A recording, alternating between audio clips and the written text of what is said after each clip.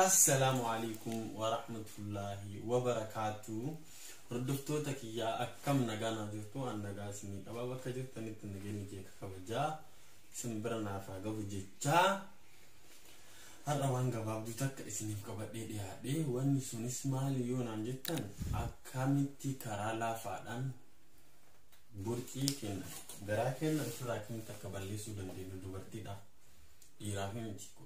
Qorichi kun magaalaa majirtanitti naannoo kamittuu argama. Qorichi kun faarmaasii dhaqanii qoricha kana asirra isinii kaaya dawaa kana kunoo dawaa kana asirraan argitanii dawicha kana jecha keessaanis na dubbisuun dandeettanii akkaataa itti fayyadamanillee isinitti himaa. Firii 30 qaba kiniin qorichi kun boorcii keessan sheeppii keessan qaama keessan sirriitti isinii eega. Viitaaminidha wanni inni infekshinii inni qabu tokko hin jiru miidhaan inni qabu.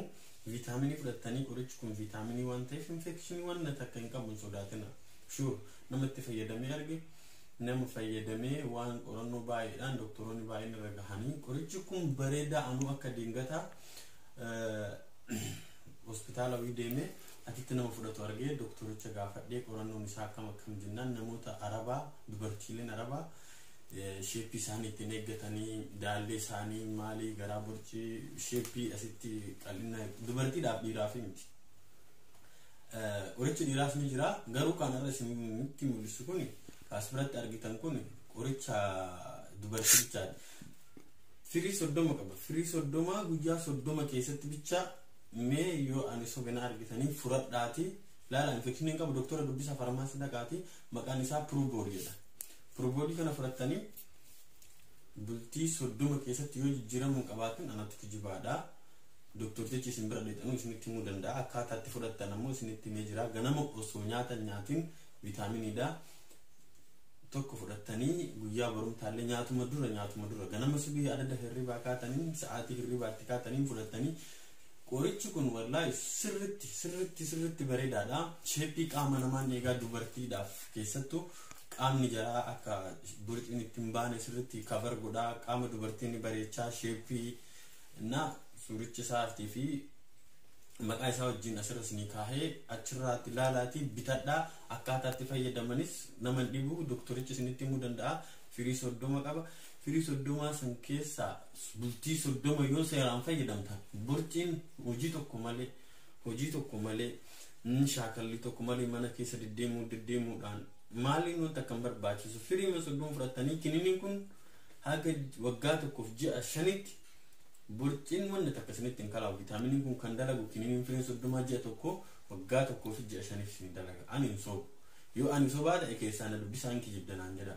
Kiniinicha kana wanni kana viitaaminicha kana bitadhaa boorcii kabarii sheeppii dubartii ammoota warroota dubartii arabaa taniin baay'ee keessanii ilaaltanii sheeppiin jalaan ni bareedaa maaliin tolfata yoo jettanii kiniiniin kun baay'inaan biyyootiin itti argama. Awurooppaa Ijiptiitti ni argama, Dohaa Kwaataritti ni argama, Dubaayitti ni argama, Lubnaan Beeruutitti ni argama. Namoota irraa fudhatan yoo barbaadan na dubbisaa. Warri biyya kana jirtan biyyaan maqaa dhahee kana jirtan lakkoofsa kiyya koomentii jala isinii kaaya keessaan na dubbisaati. Biyyoota irra jirtan saniif nama isiniif kennuu fi doktora Oromooillee hin jira, ijoolleen Oromooillee jiranii ka beekanii doktoroonni jechuun namoonni baay'een miidiyaa Habashaa irratti diraamaa Habashaan ilaaltan natti fakkaate. Soodareetuub aappii tokko jira Soodareetuub qorichoota baay'ee ka fuula isin badee maali san dhiisa Habashaa yoo deemina Oromoon teennallee waan akkanaa ka gurguran biyyoota ambaa keessa jiranii. Qorichi boorcii kun ammoo qorichuma beekamaadha.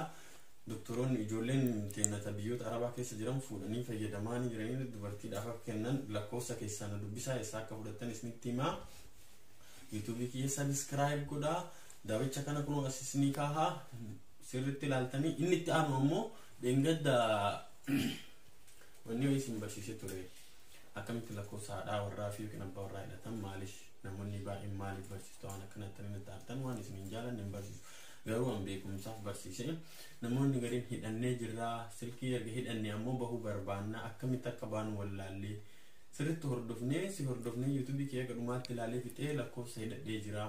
Erga hidhadhee ammoo abbaa warraa kootu narra beekee jettee ijoollee waliin jirti wayitii biyya isin jirtuu fi maqaa isii dhahuun barbaadu dubartii 3 silkii yeroo abbaa warraa kiyyaatti dawwalamu na bira dhufaa gaafa hiyo so dalagaa jiru sammaa gurra godhadhee shokoksee akka ani achi keessa jiru dhagahamee abbaa warraa kanatti aaree akkamitti keessaa bahanaan jetti keessaan illee si barri na dubbisiinaan na argatu hin dandeenye komentii kee jala barreessite akkaataa itti baatu kokkobiin gootaa 21 gootaa maslaalii tuutaa irratti daawwataa keessaa si baha yoo bahuu dide ammoo fuuldura baay'ee keessanii akkana mataa qabdan akkana gadi harkistanii forwarding keessa san tuutanii ofii gootan kanuma fakkaataa torbaan yookiin boriiftaan dirama bareedaa wahii qabadhee isin dhufuudha agasitti YouTube keessa subscribe share hiriyoota keessan walitti dhiyaatan keessaa messenger walitti na ergaa YouTube kee ganatti qada haa guddatu barnoota baay'ee qabadhee isin dhiyaachuu danda'a isin jaaladha isin kabaja isin maleen qabu nama maleen qabdan subscribe na godhaatii wassalamu alaikum wa rahmatullahi wa barakatuh isin jaaladha